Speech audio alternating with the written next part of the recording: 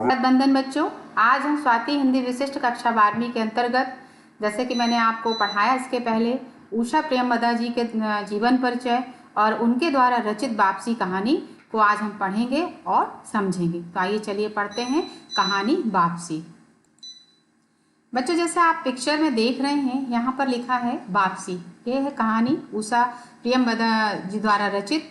और आज का हमारा जो विषय है वह यही है कि किस तरह जो भाई यहाँ इसके कहानी के जो नायक हैं, जो गजाधर बाबू हैं, वो किस प्रकार रेलवे की नौकरी से रिटायर होते हैं और बहुत कुछ आशाएं और आकांक्षाएं लेकर के वह घर पहुंचते। तो क्या होता है उनके साथ में, क्या सोच उनकी रहती है और परिवार की क्या सोच रहती है, चलिए इसी के विषय में हम आगे पढ़ेंगे और समझेंगे। यह है गद्य खंड से वापसी, उषा प्रियंवदा जी द्वारा रचित कहानी। इसका केंद्रीय भाव समझते हैं। केंद्रीय भाव: आधुनिक हिंदी कथा साहित्य में उषा प्रियंवदा अपनी सहज कथन शैली और यथार्थ के बेजोड़ अंकन में शीर्षस्थ कथाकार है। समकालीन जीवन की विसंगतियों और उनकी विसंगतताओं का चित्रण उन्होंने अपनी कहानियों में न केवल सामाजिक स्तर पर किया है, बल्कि उनके भीतर सक्रिय मनोवैज्ञानिक सूत्रों को उन्होंने अपनी रचनात्मकता का हिस्सा बनाया है। कहानी के केंद्रीय चरित्र के रूप में गजाधर बाबू हैं। परिवार के लिए निरंतर खटकने वाले गजाधर बाबू परिवार से दूर रहकर भी पारिवारिक आसक्तियों में डूबे हुए हैं, किंतु उनकी इस आसक्तियों पर कुठाराघात तब होता है जब वे अपने परिवार के साथ होते हैं, उस परिवार के साथ जो उनकी लंबी अनुपस्थिति में अपनी तरह से जीवन जीने का आदी हो चुका है। उस परिवार के लिए अब गजाधर बाबू केवल आर्थिक आधार बस है। इस परिवार से ज्यादा गजाधर बाबू का मोह भंग होता है और वे उससे मुक्त होकर फिर लौट आते हैं अपने एकांत में। पत्नी, लड़की, बसंती, लड़के और बहुओं भी इस कहानी में चरित्रों के रूप में उपस्थित होते हैं। सभी चरित्रों को लेखिका ने यथार्थ के स्तर पर प्रस्तुत किया है। चलिए पाठ का थोड़ा सारांश समझ लेते हैं।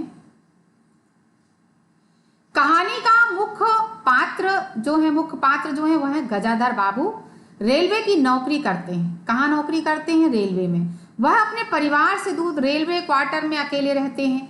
बच्चों की उच्च शिक्षा के कारण परिवार शहर में रहता है, जहां उनका अपना मकान है। वह जीवन के 35 वर्ष, कितने वर्ष? 35 वर्ष अकेले ही इस आशा से व्यतीत कर देते हैं कि सेवानिवृत्त होने पर उन्हें परिवार की संगति मिलेगी। लेकिन उलट होता है। वह परिवार के मध्य स्वयं को उपेक्षित, अपमानित का अनुभव करते हैं। परिवार में कोई उनका कहना नहीं मानता। बड़ा बेटा पिताजी के बीच में बोलने पर ताने देता है तो बेटी बसंती टोकने पर रूठ जाती है। बहू घर का काम नहीं करना चाहती है।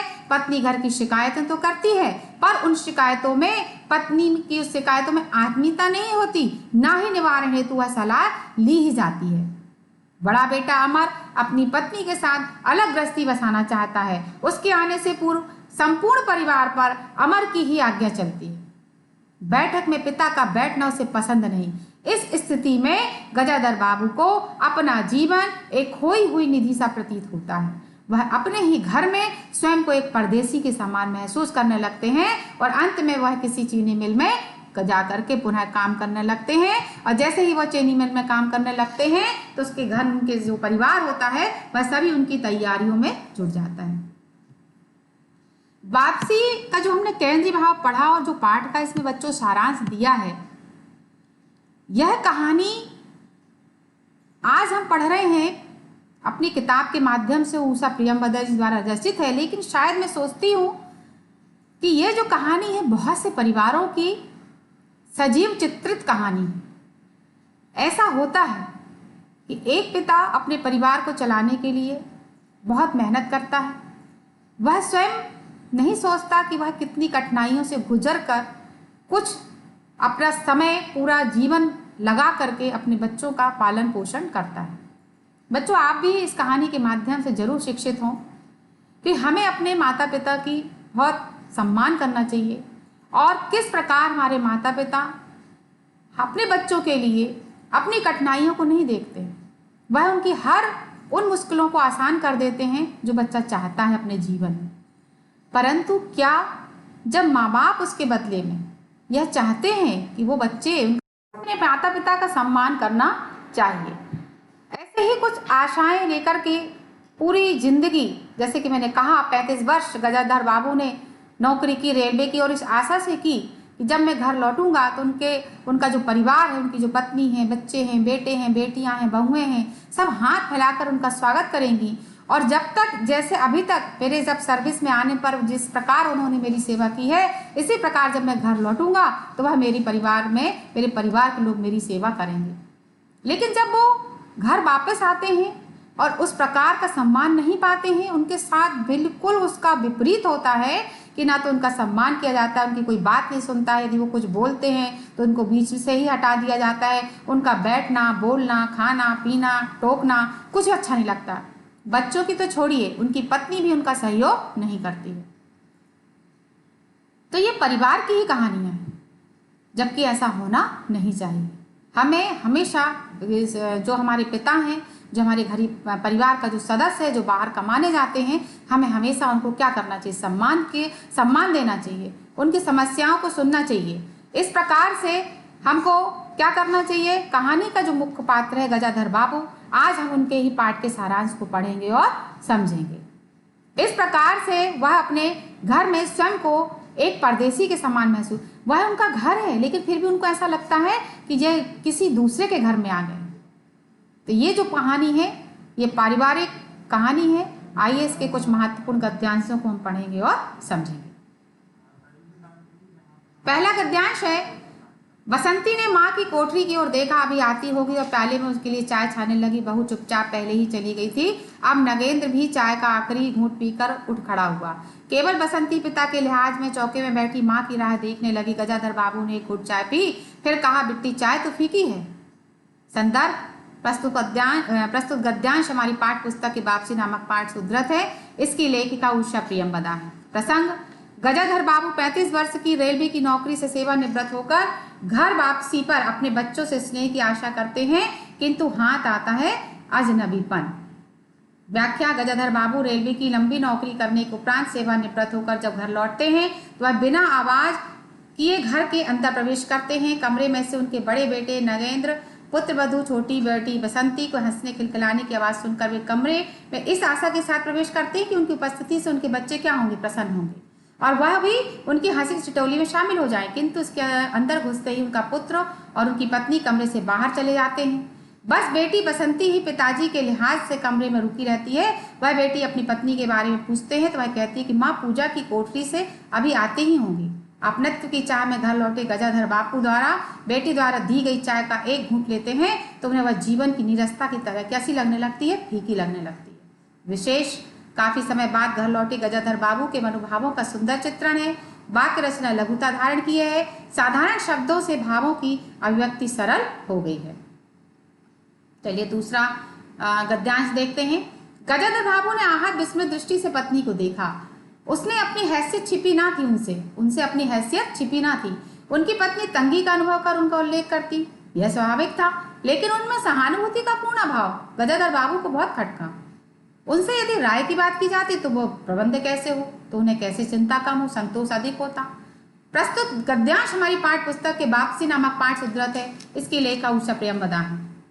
गजाधर बाबू नौकरी से सेवानिवृत्त होकर परिवार के मध्य लौटने पर पत्नी से खर्चा कम करने की बात करते हैं तो पत्नी क्या करती है, शिकायत करती है। कम खर्चे में जोड़ गांठ करने का कारण न मन पहना न ओढ़ा, मन का पहना न ओढ़ा। इस उत्तर पर गजाधर बाबू आश्चर्यचकित दुख में डूब जाते हैं। व्याख्या, पत्नी कहती है कि जीवन भर इस गृहस्थी को कम से कम खर्चे से चलाने की जोड़ तोड़ में कभी भी उनकी किसी भी इच्छा की पूर्ति ना हो सकी। पत्नी के इस कथन से गजाधर बाबू को अत्यंत दुख हुआ और गहरा आश्चर्य भी, क्योंकि परिवार के सुख के कारण ही वे परिवार को शहर में छोड़कर स्वयं अकेले रेलवे क्वार्टर में इतने लंबे समय तक रहे। पत्नी अपने अभावों का वर्णन पति के अतिरिक्त और किससे करती, इस बात को गजाधर बाबू ने स्वीकार तो किया, परंतु वे चाहते थे कि शिकायत में क्या हो, आत्मीयता व सलाह का स्वर भी होना चाहिए। कहने का तात्पर्य है कि इन अभावों में कैसे उत्तम प्रबंध कर घर गृहस्थी को चलाया जाए। यदि इस बात पर अपनेपन के साथ चर्चा हुई होती तो उन्हें दुख न होता, वरन अपार संतोष का अनुभव हुआ होता। विशेष क्या है, पति पत्नी की शिकायतों का हृदय स्पर्शी चित्रण है। वाक्य रचना लघु संस्कृत उर्दू के शब्दों का प्रयोग है। भाषा सारगर्भित होते हुए भी बोधगम्य है और शैली में काव्यात्मकता है। तीसरा गद्यांश है, यही थी क्या उनकी पत्नी, यही थी क्या उनकी पत्नी जिनके हाथों के कोमल स्पर्श, जिसकी मुस्कान की याद में उन्होंने पूरा जीवन काट दिया। उन्हें लगा कि लावण्य में युक्ति जीवन की राह में कहीं खो गई है और उसकी जगह आज जो स्त्री है वह उसके मन और प्राणों के लिए नितांत अपरिचिता है। संदर्भ प्रस्तुत गद्यांश हमारी पाठ्य पुस्तक के वापसी नामक पाठ से उद्धृत है। इसकी लेखिका उषा प्रेमवदा है। प्रसंग गजाधर बाबू जो हैं वह अपनी पत्नी को समझाते हैं कि जीवन का सुख धन में नहीं बल्कि परिवार के सुख और मन के सुख से है। इस छोटी सी बात को पत्नी समझ नहीं पाती और आंख बंद करके सो गई। सोती हुई पत्नी को देखकर गजाधर बाबू के मन में जो भाव उठते हैं वो इस पंक्तियों में उनका भावपूर्ण वर्णन है। व्याख्या, गजाधर बाबू सोती हुई पत्नी को देखकर सोचते कि जिस पत्नी के कोमल स्पर्श, मुस्कान और उसके साथ बिताए सुख के क्षणों की याद में उन्होंने रेलवे के सूने क्वार्टर में रहकर जीवन के 35 वर्ष बिता दिए, आज उनका वह सुखदायक स्पर्श, मनमोहक मुस्कान कहाँ चले गए। आज पत्नी की समस्त सुंदरता मानो बीते कल की बात हो गई। उसके सम्मुख सो रही स्त्री उनकी आत्मा के लिए बिल्कुल अनजान नारी थी, जिससे उनके जीवन का मानो कभी कोई नाता ना रहा हो। कभी सुंदर लगने वाली इस पत्नी कैसी कुरूप, बेडोल और थुलथुल लग रही वह सूनी आंखों से पत्नी को देखते रहते हैं और अंत में स्वयं भी लेट जाते हैं। जीवन की विसंगतियों, विडंबनाओं का इसमें मार्मिक चित्रण है। संस्कृत शब्दों के प्रयोग के साथ भावों में सरलता है और भावों की अभिव्यक्ति में काव्य का आनंद है। अति लघुत्तम प्रश्न, गजाधर बाबू किस नौकरी से रिटायर हुए थे? रेलवे की नौकरी से रिटायर हुए थे। परिवार वालों ने गजाधर बाबू के रहने की व्यवस्था कहाँ की थी? तो पहले दिन बैठक में कुर्सियों को दीवार सटाकर बीच में गजाधर बाबू के लिए पतली सी चारपाई डाली थी और इसके पश्चात पत्नी की कोठरी यानी भंडार गृह में उनकी चारपाई डाल दी थी। गजाधर बाबू ने अपनी नौकरी में कितने वर्ष अकेले व्यतीत किए? तो उन्होंने अपनी नौकरी में अपने परिवार की बेहतरी, बच्चों की उच्च शिक्षा, आज से परिवार से दूर रेलवे क्वार्टर में अकेले 35 वर्षों की लंबी अवधि व्यतीत की थी। गजाधर बाबू के लिए मधुर संगीत क्या था? गजाधर बाबू के लिए मधुर संगीत था खटखट, रेलवे की जो रेल की पहियों की खटखट की जो आवाज है वह गजाधर बाबू के लिए किसी उच्च कोटि के मधुर संगीत की तरह था। गजाधर बाबू के स्वभाव की क्या विशेषताएं? पहला, वे स्नेही व्यक्ति थे। दूसरा, कि स्नेह की आकांक्षा रखते थे। वे स्नेही व्यक्ति थे और स्नेह की आकांक्षा रखते थे। वे परिवार के सदस्यों के साथ मनोविनोद भी करना चाहते थे। ये उनकी विशेषताएं थी। लघुत्तम प्रश्न, संसार की सृष्टि में गजाधर बाबू का जीवन किस प्रकार सफल कहा जा सकता है? तो संसार की सृष्टि में गजाधर बाबू का जीवन सफल कहा जा सकता है क्योंकि 35 वर्ष रेलवे की नौकरी करने के पश्चात सम्मानपूर्वक वो सेवानिवृत्त हुए थे। उन्होंने शहर में एक मकान बनवा लिया था। बड़े लड़के अमर लड़की कांति की शादी कर दी थी। 2 बच्चे उनके ऊंची कक्षाओं में पढ़ रहे थे। घर जाने की खुशी होने के बाद गजाधर बाबू का मन क्यों दुखी था? घर जाकर पत्नी बाल बच्चों के साथ रहने की कल्पना से गजाधर बाबू का मन बहुत खुश था, परंतु 35 वर्ष रेलवे क्वार्टर में रहते हुए वहाँ के अपरिचित स्नेह, आदरमय सह संसार से सदैव के लिए नाता टूटने और सम्मान हट जाने से क्वार्टर की कुरूपता को देखकर उनका मन एक विचित्र विषाद दुख का अनुभव कर रहा था। अमर को अपने पिताजी से क्या शिकायत थी? पिताजी से बहुत शिकायतें थी। उसका कहना था कि गजाधर बाबू हमेशा बैठक में ही पड़े रहते हैं, कोई आने जाने वाला हो, कोई बिठाने की जगह नहीं है। अमर को अब भी छोटा सा समझते हैं और मौके टोक देते हैं। बहू को काम करना पड़ता है। अमर को हर चीज़ में पिताजी का हस्तक्षेप पसंद नहीं था। कहता था बूढ़े आदमी चुपचाप पड़े रहे। बसंती गजाधर बाबू के किस कथन से रूठ? कपड़े बदलकर शाम को जब बसंती पड़ोस में शीला के घर जा रही थी तब गजाधर बाबू ने उससे कड़े स्वर में कहा, कोई जरूरत नहीं, अंदर जाकर पढ़ो। उस कथन से बसंती रूठ गई। गजाधर बाबू ने भोजन बनाने की जिम्मेदारी किसे सौंपी और क्यों? गजाधर बाबू ने सुबह का खाना बनाने की जिम्मेदारी बहू को तथा शाम का खाना बनाने की जिम्मेदारी बसंती को सौंपी, क्योंकि उनकी पत्नी बूढ़ी हो चली थी और उनके शरीर में वह शक्ति नहीं बची थी कि वह अकेले पूरे परिवार का काम कर सके। साथ ही गजाधर बाबू को लड़की का बाहर जाना पसंद नहीं था, इसलिए वह उसे कार्य में व्यस्त रखना चाहते थे। निम्नलिखित शब्दों से तद्भव, तत्सम, देशज, विदेशक कुछ शब्दों को छांट कर लिखिए। बाक्स, विषाद, हर्ष, दोहरी, रात्रि, खिन्नता, स्निग्ध, आखिरी, आकृति और इसके बाद दिया है आकांक्षी, धूप और इस प्रकार से छोट, उटोन इत्यादि। तद्भव, तत्सम शब्द विषाद, वर्ष, रात्रि, स्निग्ध, प्रकृति, आकांक्षी, उन्मुक्त। तद्भव, दोहरी, खिन्नता। देशज शब्द घप, झोघो, घप और छोर। विदेशी शब्द बॉक्स, आखिरी और टोन। नीचे दिए मुहावरे और कहावतों का वाक्यों में प्रयोग करना है। ऊंट के मुंह में जीरा, मुंह लटकाना, मुंह बनाना, अपने मुंह में मिट्टू बनना। ऊंट के मुंह में जीरा। वाक्य प्रयोग, राजा 10-12 रोटियां खाता है, उसे 2 रोटियां देना तो ऊंट के मुंह में जीरा के समान। शब्द, मुंह लटकाना। जिद पूरी ना होने पर सुरेश कमरे में मुंह लटका कर बैठ गया। शब्द, मुंह बनाना। बंदर के हाथ आए आईने में खुद की शक्ल देखकर बार बार मुंह बना रहा है। अपने मुंह या मिट्टू बनना और अपने मुंह या मिट्टू बनने वाले व्यक्ति का सम्मान धीरे धीरे कम हो जाता है। फिर है शरीर के निम्नलिखित अंगों पर बनने वाले कोई दो मुहावरे लिखिए जो शरीर, जैसे आंख है, नाक है, कान है, हाथ है, पैर है। आंख, आंखों में धूल झोंकना, आंखों में खटकना। नाक, नाक में दम करना, नाक में नकेल कसना। कान, कान काटना, कान पर जूं तक न रेंगना। हाथ, हाथ पैर फूलना, हाथ पर हाथ रखकर बैठना। पैर, पैर उखड़ जाना और पैर फैलाना। निम्नलिखित वाक्यों के विपरीत अर्थ लिखकर वाक्यों को पूरा करें। विश्व में जन्म एवं मरण अवश्य भावी है, अवश्यम भावी। इस संसार में मानव और दानव दोनों तरह के लोग रहते हैं। रावण से राम की शत्रुता थी तो सुग्रीव से मित्रता। उसे रात और दिन एक कर दी, उसने रात और दिन एक कर दी। राष्ट्रभाषा की कुछ प्रमुख विशेषताएं हैं। राष्ट्रभाषा की विशेषताएं, राष्ट्रभाषा समस्त राष्ट्र की भाषा होती है। राष्ट्रभाषा का रूप व्यापक होता है। राष्ट्रभाषा का व्यवहार पूर्ण राष्ट्र में होता है। राष्ट्रभाषा संपूर्ण देश की संस्कृति आदर्शों को व्यक्त करती है। राष्ट्रभाषा देशवासियों की आकांक्षाओं को भी व्यक्त करती है। राष्ट्रभाषा देश के विभिन्न भागों के निवासियों के मध्य संपर्क स्थापित करती है। राष्ट्रभाषा अन्य भाषाओं एवं भाषाओं की प्रगति में सहायक होती है। दीर्घोक्ति प्रश्न है, गजाधर बाबू अस्तित्व उसके परिवार का हिस्सा क्यों नहीं बन पाया, स्पष्ट कीजिए। गजाधर बाबू के घर जाने से पहले उनके घर की क्या स्थिति थी।